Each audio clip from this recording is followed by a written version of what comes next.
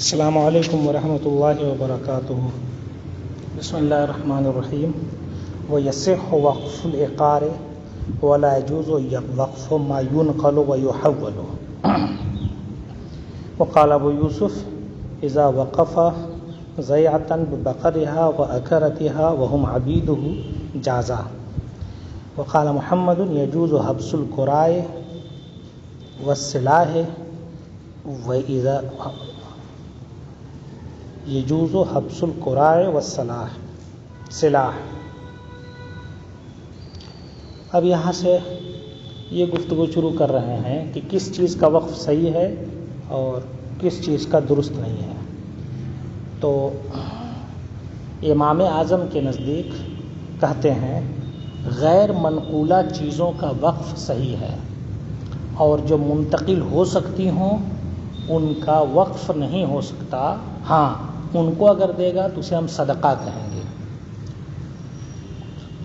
اور اس کی وجہ کیا ہے؟ امام اعظم کے نزدیک وقف میں تعبید شرط ہے، ہمیشہ کے لیے ہو، اور جو غیر منقولہ چیز ہے وہ ہمیشہ کے لیے ہوگی، لیکن جیسے گھر ہے، زمین ہے نا، یہ سب چیزیں اس میں تعبید کا معنی پایا جا سکتا ہے، لیکن جو منقولہ چیز ہے اس میں یہ معنی نہیں پایا سکتا، کچھ دنوں بعد وہ ختم ہو جائیں گی، اس لیے منقولہ چیزوں میں وقف درست نہیں ہوگا۔ اور امام ابو یوسف رحمۃ اللہ تعالی علیہ فرماتے ہیں کہ منقولہ چیزوں میں اصلاً وقف کیا جائے، ان کو اصل بنا کر کے تو درست نہیں ہے، لیکن اگر ان کو کسی کے تابع کر کے وقف کیا جائے تو یہ درست ہے۔ مطلب کیا ہوا؟ جیسے زمین وقف کیا تو اسی کے ساتھ اس میں ہل چلانے کے لیے بیل بھی وقف کر دیا، ہل چلانے والا جو غلام ہے اس کو بھی وقف کر دیا، تو یہ درست ہے ضمناً، کہ اصلاً وقف زمین کی ہے اور ضمناً ان چیزوں کی ہے۔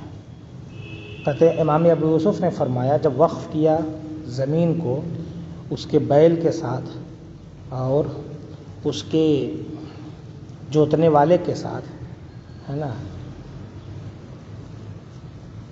یہ عکارہ جو ہے عکار کی جمع ہے، یعنی کھیت میں کام کرنے والے، اور یہ جو لوگ ہوں وہ اس کے غلام ہوں وقف کرنے والے کے، تو یہ درست ہے۔ اور امام محمد رحمۃ اللہ تعالی علیہ فرماتے ہیں کہ یجوز حبس القراء والسلاح۔ حبس یہاں وقفی کے معنی میں ہے کہ جائز ہے وقف کرنا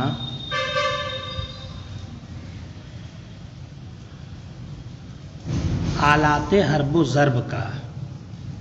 سیدھے طور پر آپ اس کا ترجمہ سمجھیے کہ قرا، گھوڑا، اونٹ، خچر جو جنگ میں استعمال ہو سکتے ہوں ان سب کے لیے یہ لفظ استعمال ہوتا ہے۔ سلاح ہتھیار کو بولتے ہیں، تو سواری اور ہتھیار کا وقف کرنا یہ جائز ہے، امام محمد نے فرمایا۔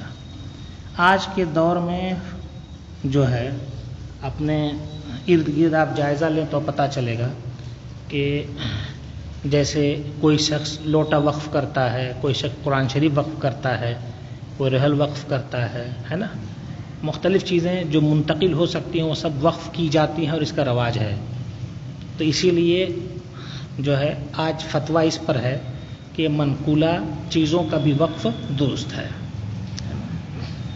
امام محمد نے جو مثالیں دی اس میں منقولہ ہی ہے، تلوار ہے، ہتھیار ہے، یہ چیزیں جو ہیں، لاٹھی ہے، ڈنڈا ہے، وقف کر سکتے ہیں۔ تو ایسی صورت میں اس کا مطلب ہوا کہ منقولہ چیز کو بھی وقف کرنا درست ہے۔ وَإِذَا صَحَّ الْوَقْفُ لَمْ يَجُزْ بَيْعُهُ وَلَا تَمْلِيكُهُ إِلَّا أَن يَكُونَ مُشَاعًا۔ جب وقف درست ہو جائے گا تو اب اس کی ملکیت سے وہ چیز نکل گئی، واقف کی ملکیت سے، لہٰذا اب نہ وہ اسے بیچ سکتا ہے نہ کسی دوسرے کو مالک بنا سکتا ہے۔ لم یجوز بیعہ، اس کو بیچنا جائز نہیں، دوسرے کو اس کا مالک بنانا بھی جائز نہیں۔ الا ان یکون مشاعا، مگر جب کہ وہ مشاع ہو۔ آپ نے پڑھا ہے شروع میں کہ امام ابو یوسف کے نزدیک مشاع کا وقف بھی درست ہے اور دوسروں کے نزدیک نہیں ہے۔ تو اگر مشاع چیز کو وقف کیا ہے تو ظاہر سی بات ہے دوسرے کا بھی حصہ اس میں ہے، تو اب اگر دوسرا آدمی اپنا حصہ طلب کرتا ہے تو ایسی صورت میں اس کو تقسیم کر کے دوسرے کو حصہ دے دیا جائے گا اور باقی جس کے لیے وقف کیا ہے اس کا ہو جائے گا۔ چونکہ وقف یہ درست ہے اس لیے یہ عمل ان کے نزدیک درست ہوگا۔ الا یکون، مگر یہ کہ مشاع ہو، مشترک ہو امام یوسف کے نزدیک، تو شریک تقسیم کرنے کو طلب کرے، کہے کہ اس کو تقسیم کر دیا جائے، تقسیم کا مطالبہ کرے تو اس کو تقسیم کرنا درست ہے۔ والواجب ان یبدأ من ارتفاع الوقف بعمارته شرط الواقف ذلك او لم یشرط۔ وقف سے جو چیز وقف کر دی گئی تو اب ضروری ہے کہ اس کی مرمت کی جاتی رہے، اس کی اصلاح ہوتی رہے تاکہ وہ برابر قائم رہے۔ اگر اس کی اصلاح نہیں ہوگی، مرمت نہیں ہوگی تو وہ ضائع ہو جائے گا، تو مقصود کے خلاف ہو جائے گا۔ اس لیے ضروری ہے کہ اس کی اصلاح ہوتی رہے۔ اب اصلاح اس کی کیسے کریں گے؟ تو کہتے ہیں وقف کی آمدنی جو ہوگی، جو نفع ہوگا، واجب ہے کہ سب سے پہلے اس سے اس کی مرمت کی جائے، عمارت کی مرمت میں اس کو لگایا جائے، چاہے واقف نے یہ شرط لگائی ہو یا نہ لگائی ہو۔ یعنی اگرچہ واقف نے کہا ہو کہ اس کی آمدنی سے مرمت کرائی جائے یا نہ کہا ہو، دونوں صورتوں میں آمدنی سے سب سے پہلے وقف کی اصلاح ہوگی، اس کی مرمت ہوگی، اس کے بعد پھر جو آمدنی ہوگی وہ اس کے مصارف میں استعمال کریں گے۔ وَإِنْ وَقَفَ دَارًا لَا سُكْنَ وَلَدِهِ فَالْعِمَارَةُ عَلَى مَنْ لَهُ سُكْنَ۔ کسی نے گھر وقف کیا، کس کے لیے؟ اپنے بچوں کے رہنے کے لیے، اپنے بچوں کی رہائش کے لیے وقف کیا یا دوسروں کی رہائش کے لیے وقف کیا، جو بھی صورت ہو، تو اب اس کی مرمت کس پر ہے؟ ان لوگوں پر ہے جس کے لیے رہائش کا کہا گیا ہے، جس کے لیے رہائشی طور پر وقف ہے، اسی کے انہیں کے ذمہ مرمت ہے۔ فَإِنِ امْتَنَعَ مِنْ ذَلِكَ أَوْ كَانَ فَقِيرًا آجَرَهَا۔ اب اگر وہ منع کر دے میں نہیں کروں گا، اس کو، اس کی مرمت میں نہیں کروں گا، یا وہ فقیر ہو، جو جس کے لیے وقف کیا گیا وہ فقیر ہو، تو کیا کرے؟ تب حاکم اس کو اجرت پر دے گا، مال موقوفہ کو اجرت پر دے گا۔ کھیت ہے تو اجرت پر دے دیا، مکان ہے تو اس کو اجرت پر دے دیا، اس کے بعد جو اجرت حاصل ہوگی اسی سے اس کی مرمت کرائے گا۔ وَعَمَّرَهَا بِأُجْرَتِهَا، اس کی اجرت سے اس کی مرمت کرائے گا۔ فَإِذَا عُمِّرَتْ، جب اس کی مرمت ہو جائے گی، رَدَّهَا إِلَى مَنْ لَهُ السُّكْنَى، تو اب حاکم لوٹا دے گا وہ اس کی طرف جس کے لیے رہائش کا جس کے لیے رہائش کے طور پر وہ وقف تھا، یعنی جس کے لیے تھا اب اس کو دے دے گا۔ حاصل سمجھ چکے ہوں گے آپ کہ جو رہے اسی کی ذمہ داری ہے کہ اس میں مرمت کرائے، کیونکہ آمدنی تو ہوگی نہیں جب خود کوئی رہ رہا ہے تو ایسی صورت میں اب اگر نہیں مرمت کراتا ہے تو حاکم اس کی مرمت، تاکہ واقف کو ثواب ملتا رہے، واقف اس کو نکالے گا ان لوگوں کو اور کرائے پر دے گا، کرائے سے حاصل شدہ رقم سے اس کی مرمت کرائے گا، کہ جب اس کی مرمت مکمل ہو جائے گی تو اس کے بعد ان لوگوں کو کہے گا اب آپ رہ سکتے ہیں، کرایہ دار کو خالی کرا دے گا۔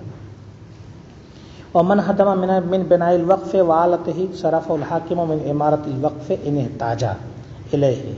اب ایک مسئلہ ہے، کبھی کبھی ہوتا یہ ہے کہ وقف کی عمارت سے کچھ چیزیں بوسیدہ ہونے کی وجہ سے گر جاتی ہیں، ظاہر سی بات ہے کچھ اینٹیں اکھڑ کے نیچے گر گئیں یا کڑی گر گئی، تو حاکم اب کیا کرے گا؟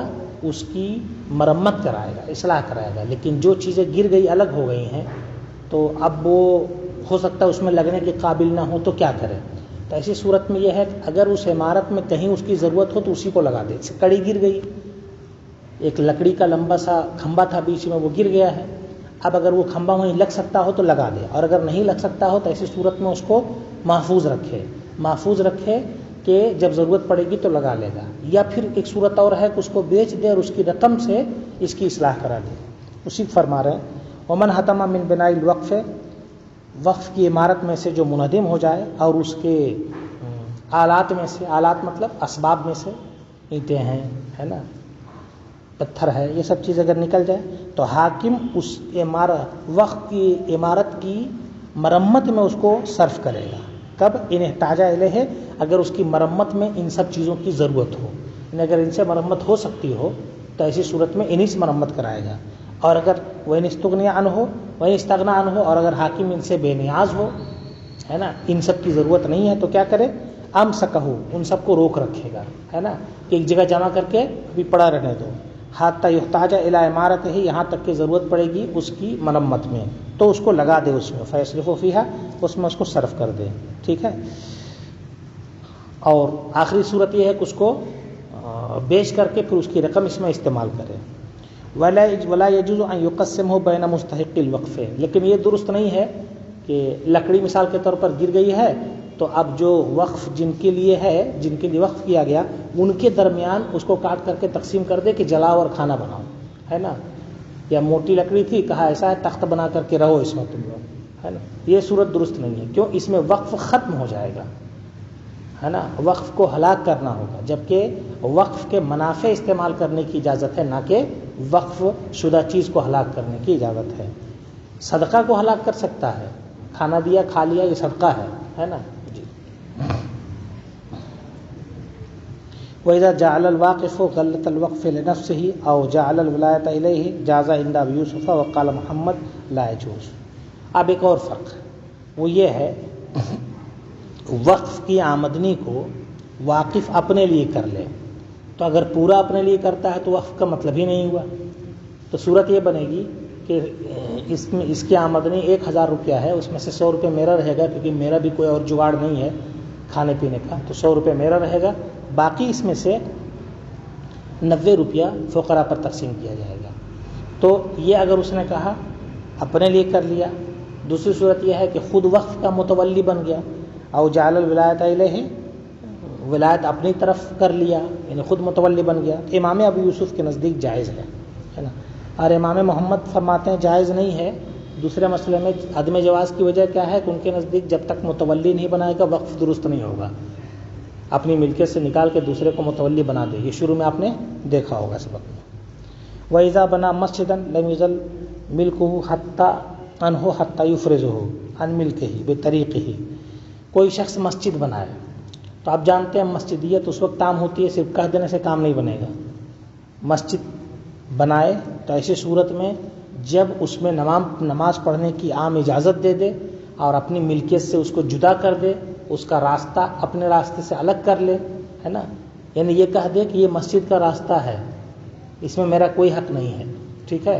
یہ اور بات ہے کہ اس میں وہ بھی گزر رہا ہے، وہ الگ بات ہو گئی، لیکن بہرحال اپنی ملکیت سے اس زمین کو اور اس کے راستے کو الگ کر دے، نماز پڑھنے کی اجازت دے دے، تو ایسی صورت میں یہ وقف درست ہوگا، ورنہ اس کی ملکیت ہی میں وہ مانا جائے گا.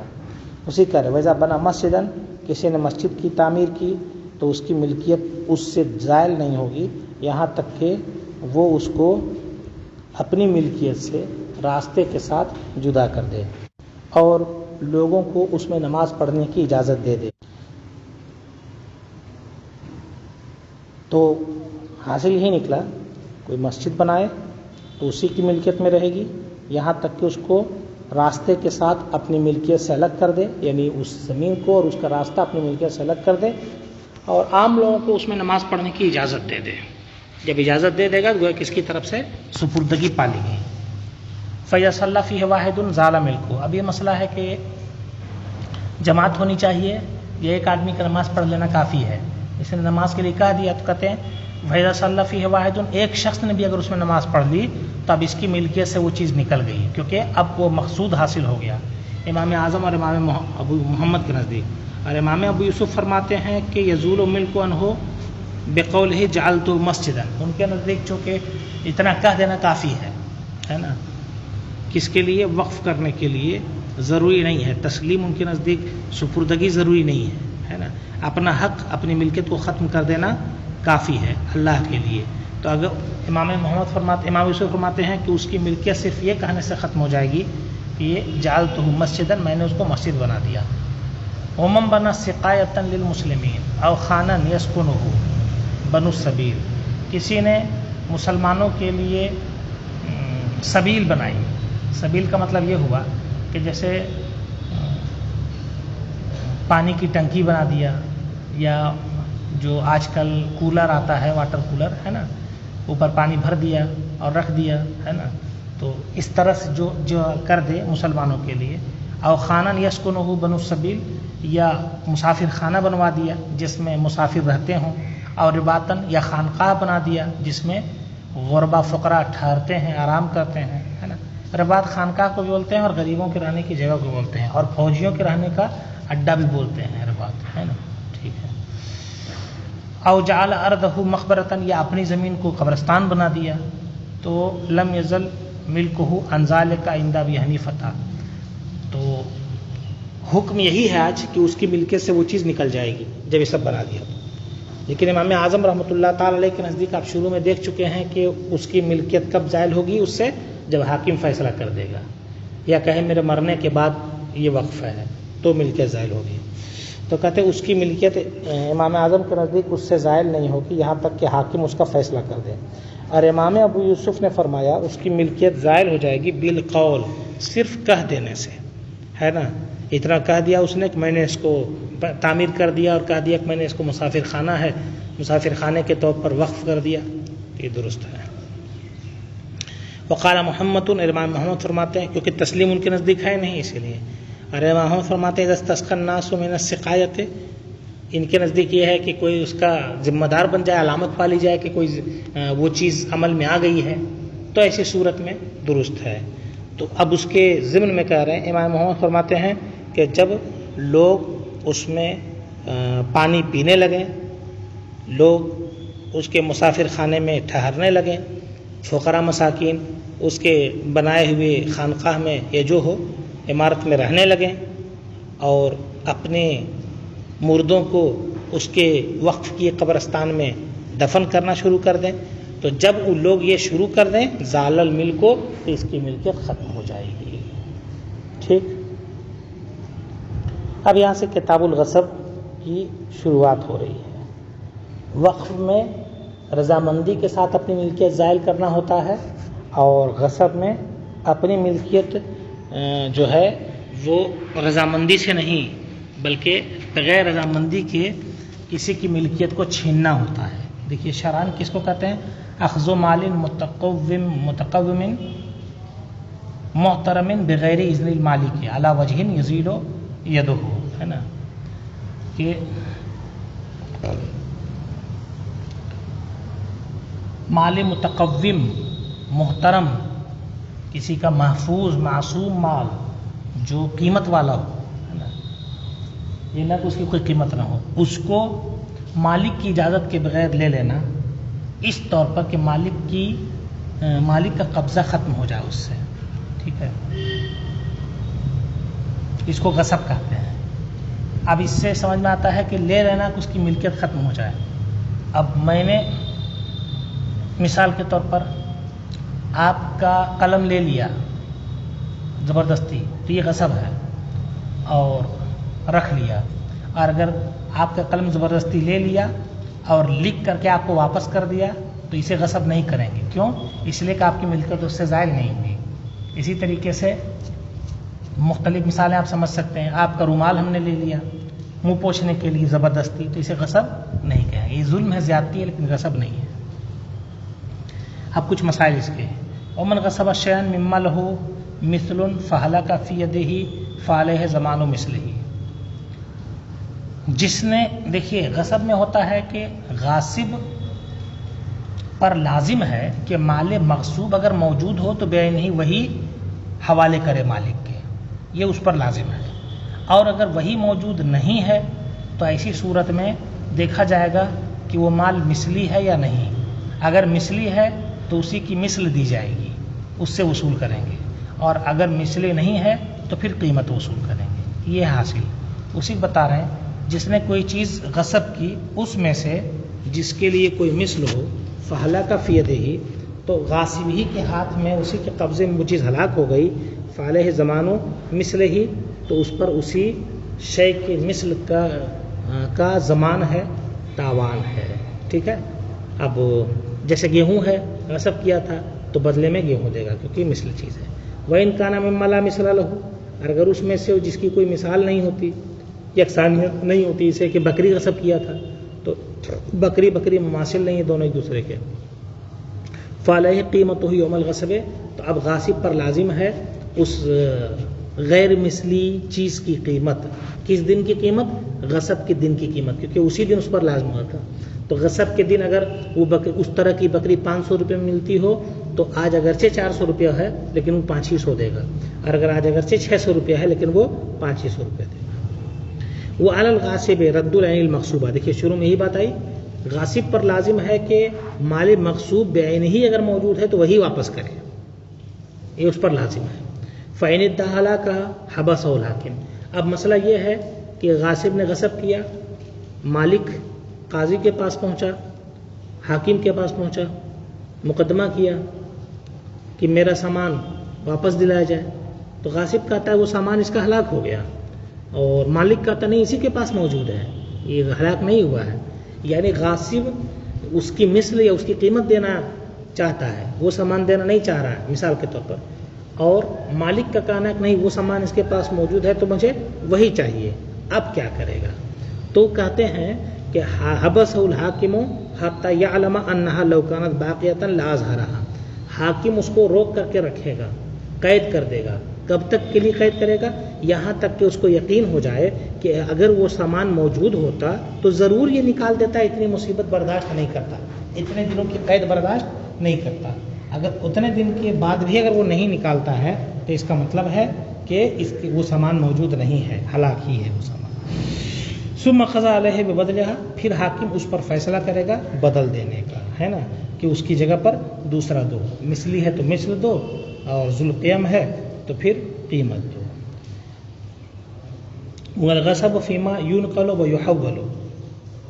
اب غصب کس چیز کا ہو سکتا ہے؟ کہتے ہیں غصب ہو سکتا ہے ان چیزوں کا جو منتقل کی جاتی ہوں، ہے نا.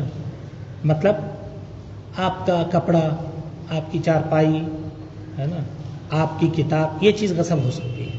لیکن آپ کا مکان، آپ کی زمین، یہ غصب ہونے کی چیز نہیں ہے، کیونکہ اس کو وہیں رہنا ہے.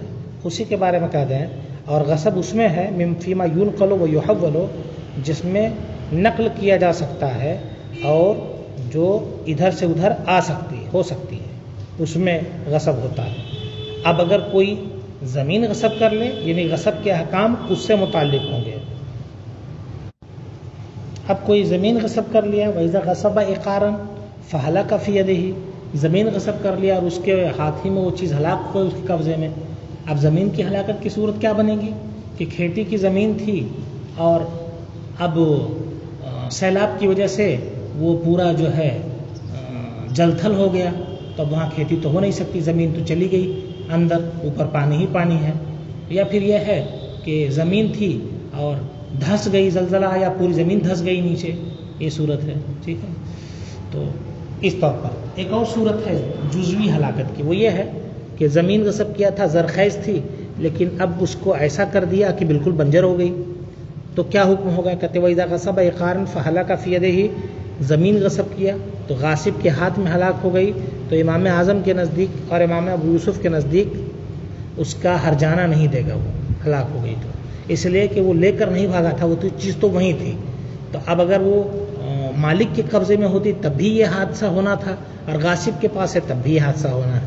ٹھیک ہے، یہ صورت ہے. اس لیے شیخین کے نزدیک زمان نہیں ہے اس پر.